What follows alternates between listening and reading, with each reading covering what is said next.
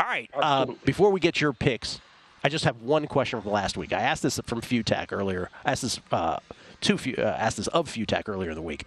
The Ohio State Notre Dame game, where Ryan Day went all crazy about Lou Holtz. Ohio State ends up getting an extra point that puts it on 3. Some people had it at 3. Some people had 2.5. Did you learn more about Ohio State or Notre Dame or both in that game?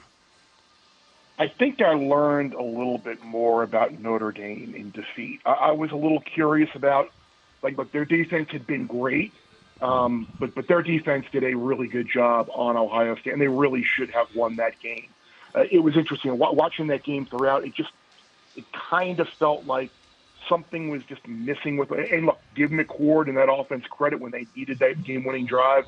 They got it, but there were just a couple of instances. It was short yardage situations where they couldn't get a first down, missed some throws. So I feel like I learned a little bit more. I came away feeling a lot better about Notre Dame as a team than I did Ohio State long term. Okay, now for your picks heading into the college football weekend. What do you like best? I got Houston at a better number than it is now. I think it's 8.5 out there against Texas Tech. I would still take it plus Houston plus 8 against Texas Tech.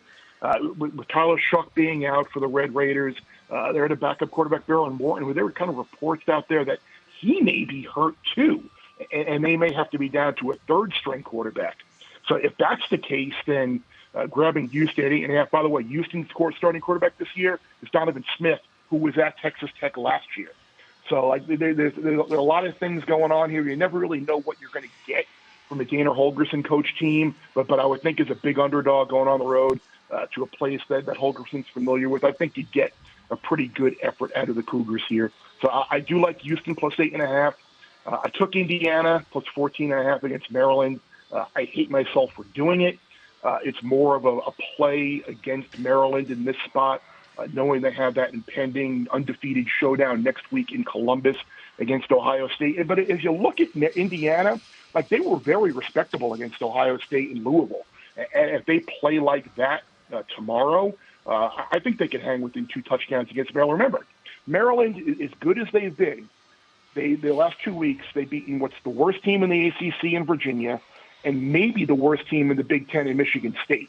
And they were plus 8, getting 9 turnovers in those 2 games. Indiana doesn't turn the ball over. They can hang around with that defense. I like the Hoosiers plus 14.5.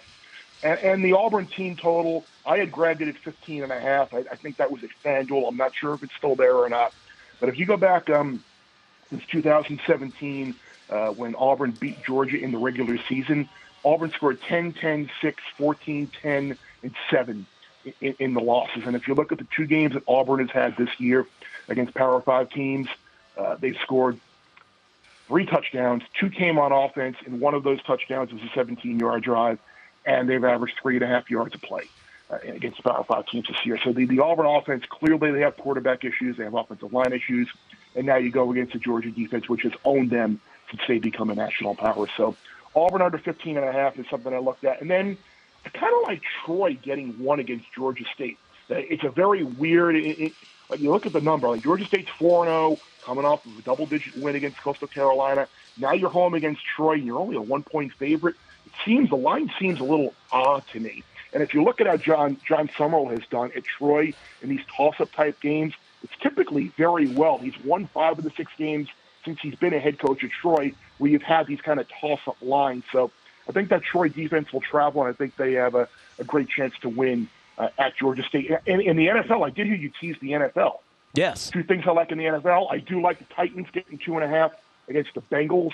I think it's going to be a typical Vrabel game. Yeah. I don't think a bad offensive line and an immobile quarterback doesn't. Michael Lombardi always talks about bad offensive lines don't travel. I think that's going to be the case again with the Bengals. And I like the Colts. I saw DraftKings had the Colts plus 1, so I grabbed that. Look, the Rams Monday night game in Cincinnati, back out west. Now you fly back east to Indianapolis for an early game. Whether it's Anthony Richardson or Gardner Minshew, I think that Colts offense is going to attack a suspect defense, and I like Indy getting the point here. Even if the pick, I'd still take the the Colts. So that's what we're on this weekend. Look at you, Mr. NFL podcast man, with your NFL thoughts as well. I love that about you now. I appreciate that. One question just out the door, because we got 60 seconds. This is for my DMV people, people in the District, Maryland, Virginia. Why can't Maryland, since you bring them up involved in one of your plays here, why can't they be a national powerhouse with all that Under Armour money? What's the biggest obstacle for Maryland? The biggest obstacle is right now you're in a division with Ohio State, Penn State, Michigan. You're maxed out ceiling wise in that division. Now maybe you're going to be doing away with the divisions in the Big Ten as it expands.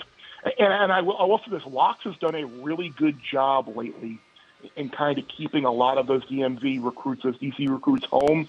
And we've seen in years past, but remember Aurelius Ben, the great wide receiver, that he went to Illinois. They've had big-name players that haven't stayed home.